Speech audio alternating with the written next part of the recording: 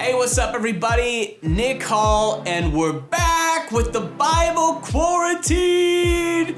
Come on down. You're the next contestant. Listen, I know some of you, this is your first time watching. For others, you're a regular. We are so thankful that we've had over 100,000 views in the short history of these episodes, and sharing is caring, so spread the news. Tonight's topic is a relevant one in this time of madness, craziness, lockdown. The topic is feed me.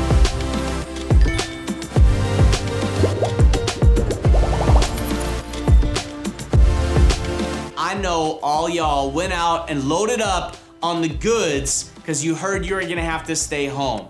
Let's just be real, the binge eating is a problem. It needs to stop. This is the voice of your conscience.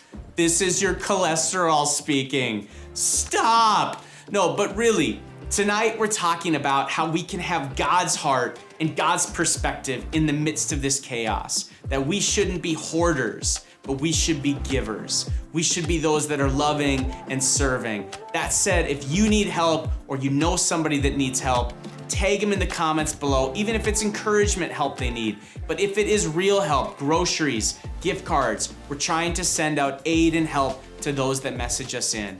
Tonight's guest, leader, speaker, preacher, singer, she's incredible, she's a friend. Colby Koloff is a guest of the program. I want you to tune in and listen up. Hey Bible Quarantine fam, my name is Colby. I'm so pumped to be here. Thank you to Nick for inviting me. I'm gonna dive right in because I got a lot to say and I got a little amount of time. So I'm gonna be reading in Exodus 16. And at the beginning of the chapter, the Israelites, if you don't know, they've been brought out of Egypt, brought out of slavery, and are heading towards the promised land, but they're not there yet.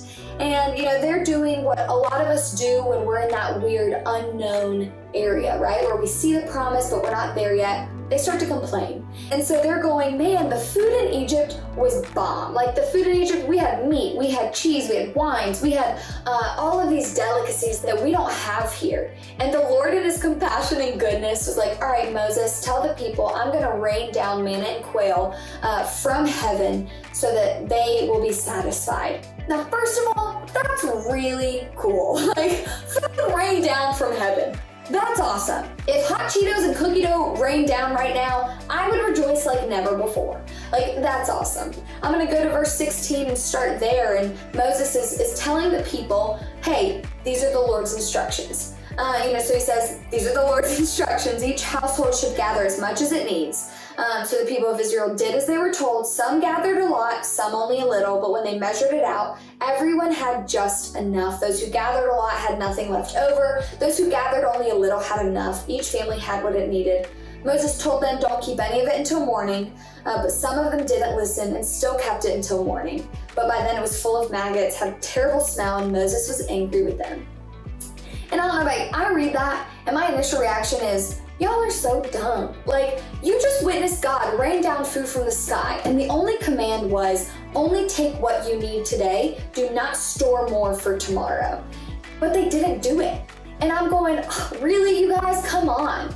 And then I am slapped in the face with reality of, wow, I do the same thing.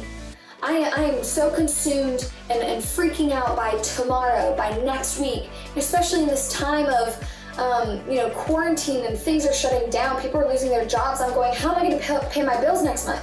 How am I going to do this? How am I going to do that? We're seeing people hoard toilet paper and eggs like nobody's business. Like, we are just in this place of hoarding and taking, whether it's control, fear, toilet paper, whatever it is, and going, I have to hold on to this. I have to, because I don't know what tomorrow's going to look like, and what if I still need this tomorrow? When the Lord's going, but I've called you to store up today. We can look at these families. Every family had exactly what they needed. Some had a lot more than others, but they all had just enough.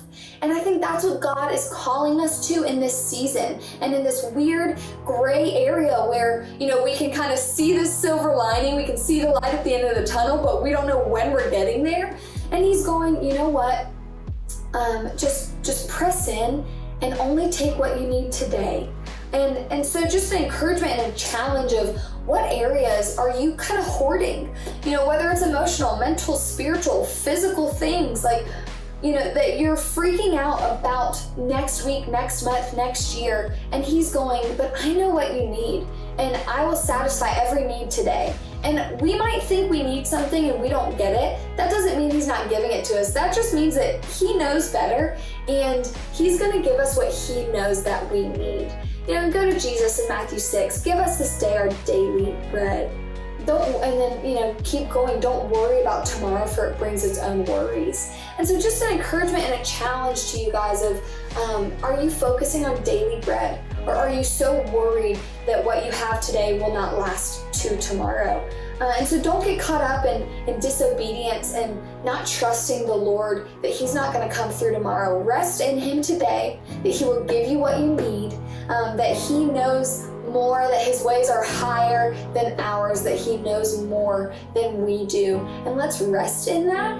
And let's not, be so consumed and try to store up all of these things out of fear. But let's rest and be able to go, Lord, I will take what you give me today, because I can trust and know that this is what I need. So I hope this encourages you guys. I love you all. It's been such an honor. And bye.